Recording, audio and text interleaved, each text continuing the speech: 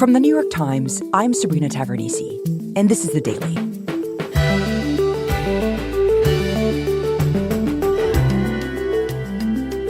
I just finished, I thought, a productive meeting with the congressional leadership about the path forward to make sure America does not default.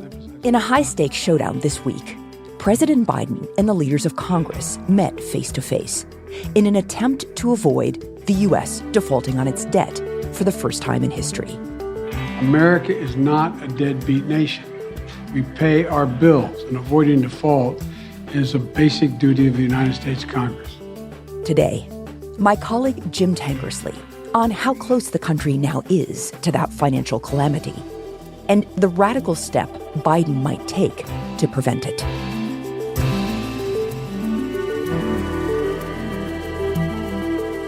It's Friday, May 12th.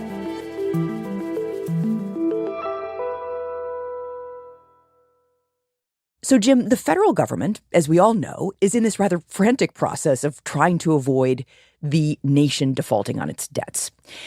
And we talked on the show last week about how that poses this really big challenge for the Speaker of the House, Kevin McCarthy. But of course, it also poses a really big challenge for President Biden. So walk me through the debt limit dilemma from his point of view. What does this look like if you're Biden? So on Tuesday, President Biden welcomed Speaker McCarthy and other congressional leaders from both parties to the White House. And for all intents and purposes, this really was a negotiation. The timing of these talks has everything to do with what's going on right now with the debt limit. From the president's perspective, what's happening here is that Republicans are holding the nation hostage. They're basically saying we might let the government default on debt catastrophically for the economy unless President Biden agrees to a whole bunch of cuts in federal spending. The president has no intention of agreeing to the wide scope of cuts Republicans have talked about, and he's really opposed to the idea that he should have to negotiate at all over what he basically views as Congress's responsibility to raise the limit to pay the bills Congress has already authorized. Got it. Now, from Republicans' perspective, Biden's being unreasonable. They have passed a bill that raises the debt limit, and even though it comes with strings that he doesn't like attached to it, that should be reason for him to sit down and say, okay, what can we agree on here? Right. So all of that in mind, the parties come to the White House on Tuesday afternoon. They sit down, and there's real urgency behind the talks because we are barreling toward what is known as the X date. It's the time when the Treasury Department is going to run out of its ability to pay all of the government's bills on time. And Treasury officials have recently estimated that date could hit as soon as June 1st. Which is really soon. Yeah, it's basically no time at all. But so far in their talks, the president and Republicans of Congress have made almost no progress in finding common ground. They're sort of stuck in a game of chicken, with each one kind of pointing the finger at the other and expecting that they will blink first, give in to the other side's demands to avoid a default. And that's a really perilous position for the economy and the country right now. Right. Okay. So basically, up until this point, things have been kind of at a stalemate between the two sides. What can Biden do about it? Well, the first is that he could put an end to that game of chicken and attempt to negotiate a deal with Speaker McCarthy that would be acceptable to both the Speaker and to the president.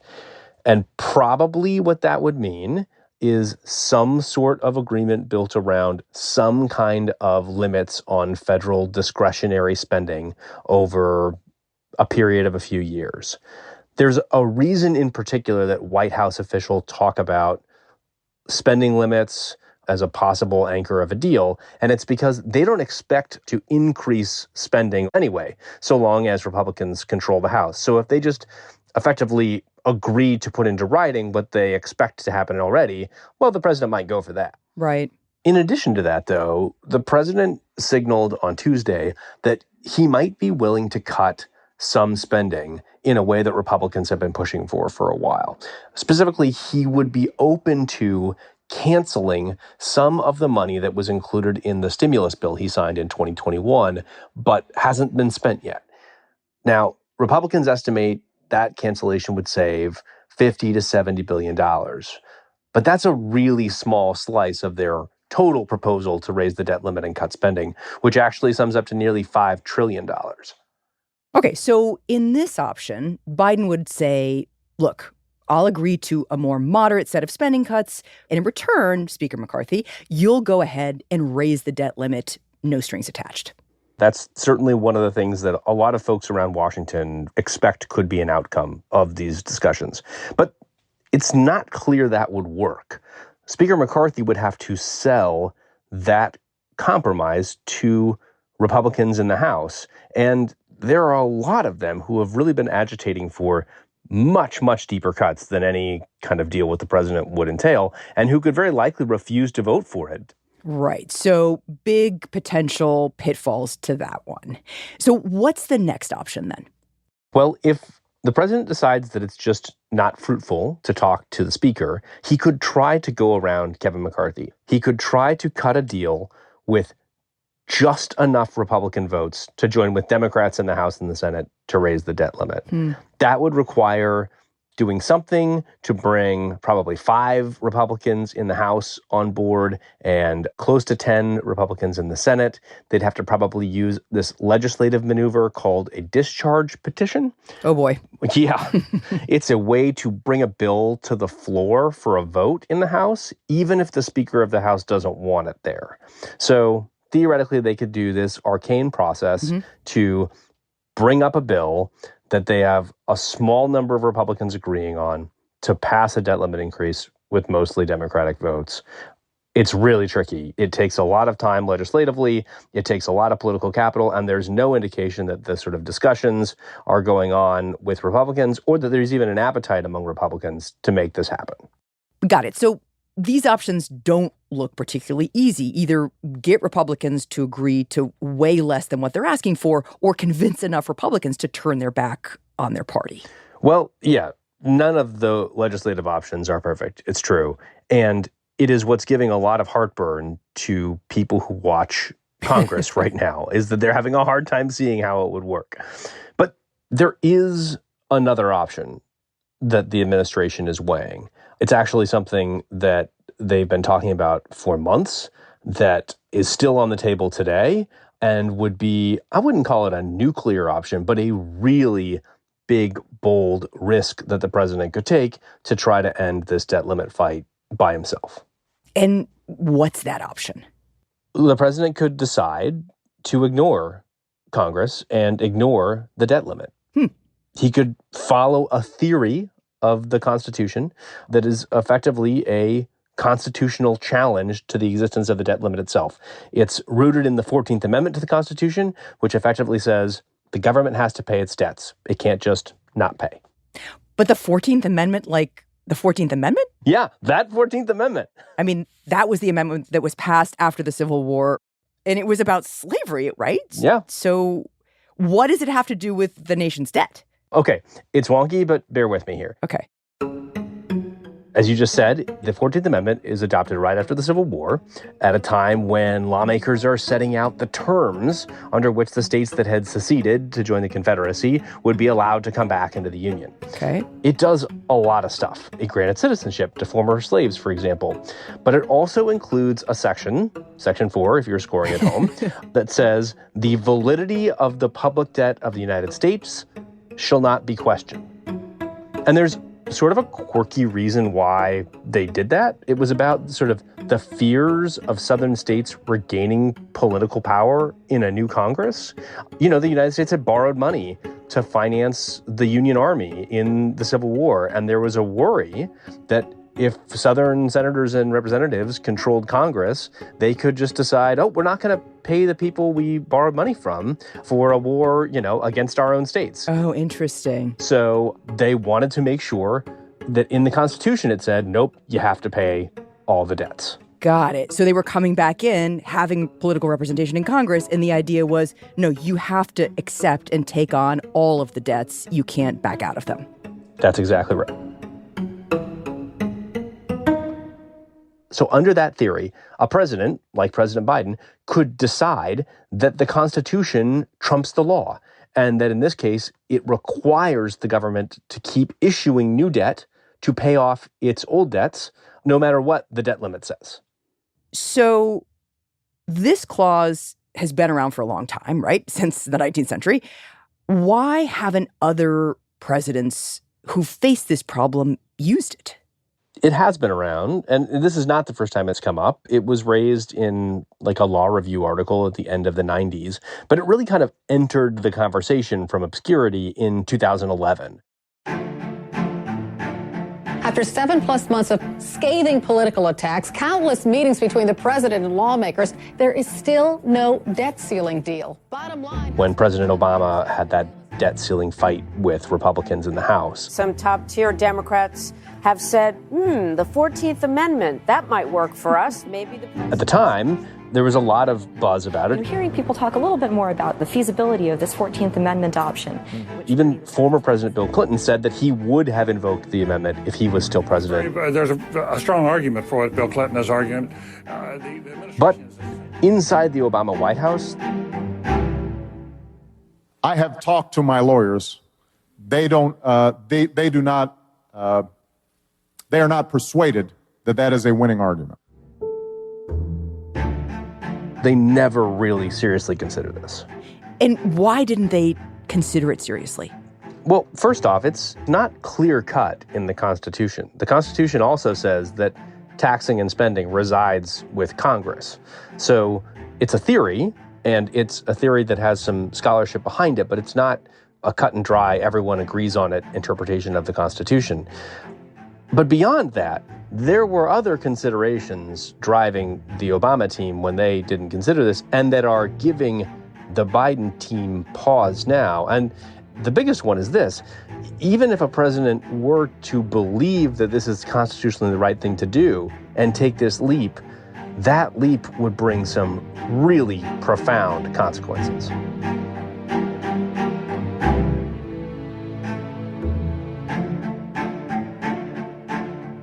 We'll be right back.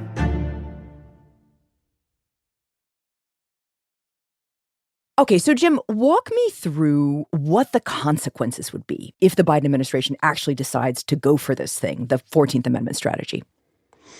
Well, first off, we don't know exactly what would happen, but I don't think it would be that the president would step outside the White House one day and run out and scream into the void, "I invoke the 14th Amendment." Oh, no. But, I mean, unlikely. Possible. Good television, maybe. I don't think so. But as the June 1st deadline approaches, the government, runs out of the ability to pay its bills.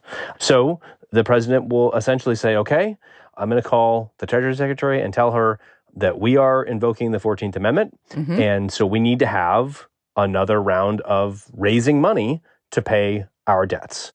Like Janet Yellen, the Treasury Secretary, can just do that. Well, her department holds what's called a treasury auction. It happens all the time, and it's when the government goes out and sells new bonds to lenders who are essentially giving the government money now in exchange for the government giving them some more money later on down the road. So Biden calling up Yellen says, just do another treasury auction. We do them every week. Do one this week. Like, that sounds okay, right? Like, where's the problem there? Well, the problem is in the auction itself, and it's specifically with the buyers of the government bonds. They, for good reason, might not be so sure that this debt they would be borrowing is actually going to pay off down the road. If there's a constitutional question about whether the government will actually be allowed to issue these bonds, well, then maybe you're buying something that's worthless. So those buyers in the Treasury auction are going to do what buyers in auctions do all the time when they're buying a riskier asset, which is they're going to pay less money for it. And what effectively does that mean? Effectively, what it means is that the government is going to have to pay a much higher interest rate to borrow money in the short term. It's kind of like taking out a payday loan with a really high rate. But would the financial fallout here be worse than if the government just defaulted on its debt altogether? Probably not. I mean, that is a big part of the consideration here. I mean, this would be chaos. An actual default on the debt could be crippling chaos. If the debt limit is hit and we truly breach the X date, the markets are going to go nuts no matter what Biden does, and not just treasury markets. But in this case, what's going to happen is the government's going to at least keep that money flowing into the economy, which will be less of a disruption than if it just stopped paying people. And the trade-off is it's going to be paying a really high interest rate to borrow that money to keep flowing. So these are the financial perils. But, I mean, there must be some pretty serious legal consequences here, too, right? I mean, Biden is essentially circumventing Congress. Yeah, absolutely. I mean, it is basically a guarantee that someone would challenge this in court if Biden did it. And what would that look like? Well, there's a real chance that some lower court somewhere in the country would decide that, in fact, the government can't do this, that the Constitution does not say what Biden is saying, and that the Constitution vests power for taxing and spending only with Congress, and the Biden administration would appeal, and it would very likely end up at the United States Supreme Court. Because, that is how these big fights seem to end up these days. Right. So, okay, it gets to the Supreme Court, then what? Well, the Supreme Court could decide any number of things. On the one hand, they could decide that the plaintiff is correct, that the government cannot issue any more debt, and it might say that debt is invalid that was just issued in the Treasury auction, or that the government has to give the buyers their money back. So that would then cause the default that the administration had been trying to avoid. All the government spending would come to a halt. Pretty dire economic situation. And presumably what those bond buyers were worried about, right? Right, exactly. On the other hand, the Supreme Court could side with Biden. And that could happen in actually a couple of different ways. For one, it could decide that no one has standing to sue to challenge Biden's move because you need to show harm in order to be a plaintiff in a case like this. And the court could decide that, well, no one is harmed by the government continuing to issue debt. The second thing it could do, of course, is just agree with this interpretation of the Constitution. It could say the president is correct, the 14th Amendment overrides the law, and the government must keep paying its debts. In either of those scenarios, it would effectively be agreeing with Biden that the debt limit is unconstitutional and basically strike it down. So in that scenario, I mean, if the administration did move forward with this constitutional strategy and it worked, as you're describing there, it would mean the end of these debt limit fights altogether, right? Which would seem to be a bit of a political earthquake.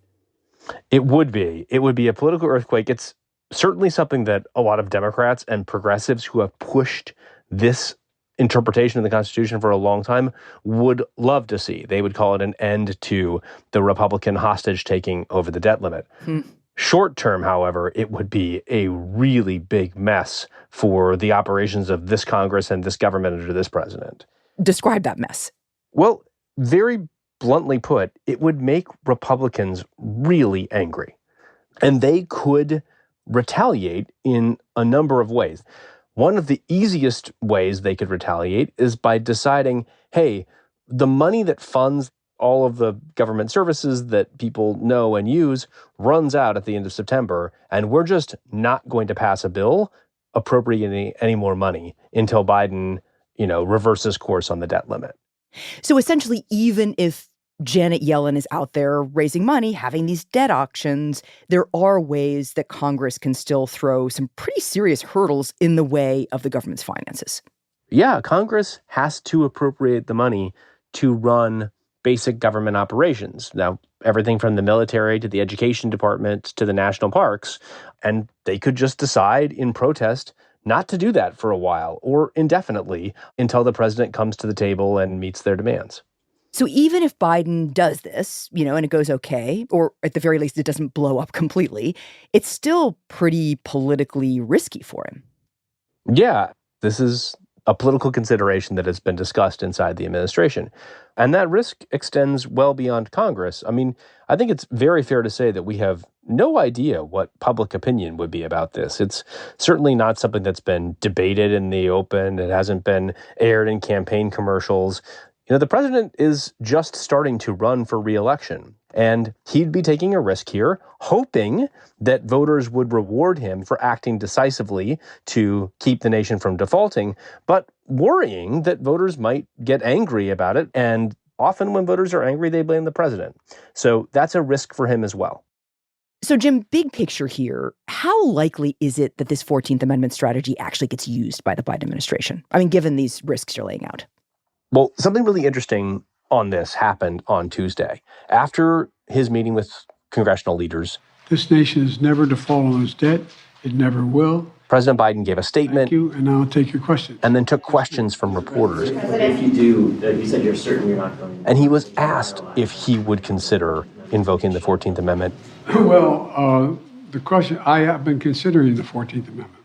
He said he was looking at it. But the problem is it would have to be litigated. He mentioned the legal reasons why it might not be a great idea, but he explicitly kept it on the table. There have been discussions about whether or not the 14th Amendment can be invoked. Is that the most likely? I think that's important. I think it certainly makes it much more likely that it could happen than people thought weeks ago, when the president is refusing to rule it out in public in the midst of these talks with Republicans. Interesting.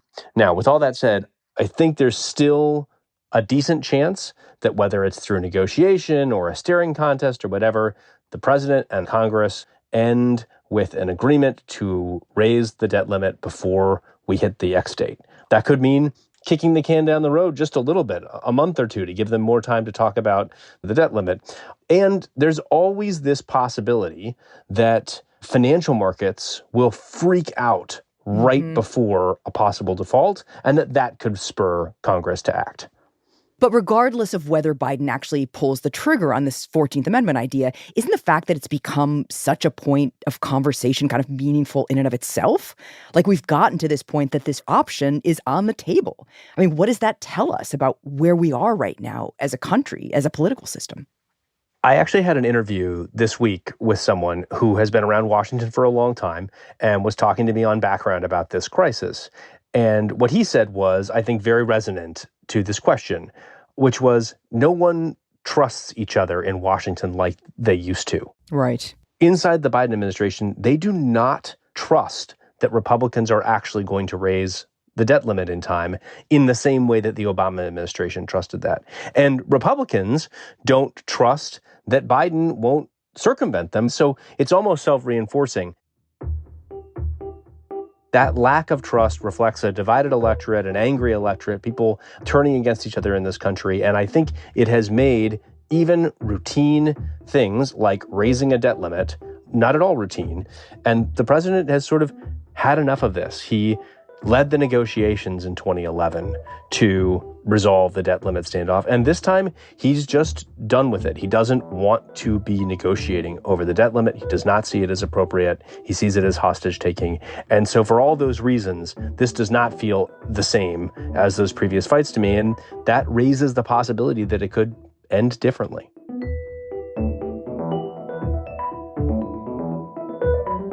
Jim, thank you. Thank you so much.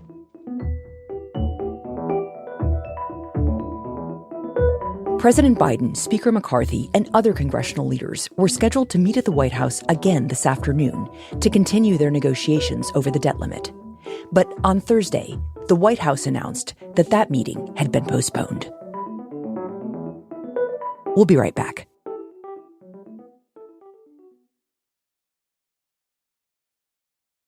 Here's what else you should know today. On Thursday, Manhattan prosecutors said that they would bring criminal charges against Daniel Penny, the 24-year-old Marine veteran who choked and killed a homeless man on the subway. The district attorney's office said it would charge Penny with second-degree manslaughter in the killing of Jordan Neely on an F train on May 1st. Penny is expected to appear in Manhattan Criminal Court on Friday. And the Food and Drug Administration announced that it has formally ended a long-standing policy of not accepting blood donations from gay and bisexual men. Instead, the agency is finalizing new guidance that will require all blood donors to fill out a questionnaire about their recent sexual activity. The change effectively ends a federal policy that had long been considered discriminatory.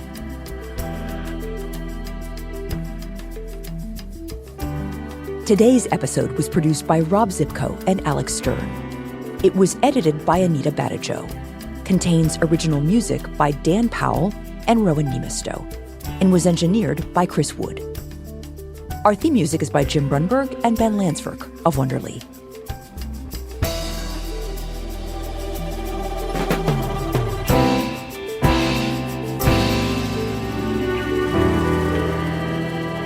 That's it for The Daily. I'm Sabrina Tavernisi. See you on Monday.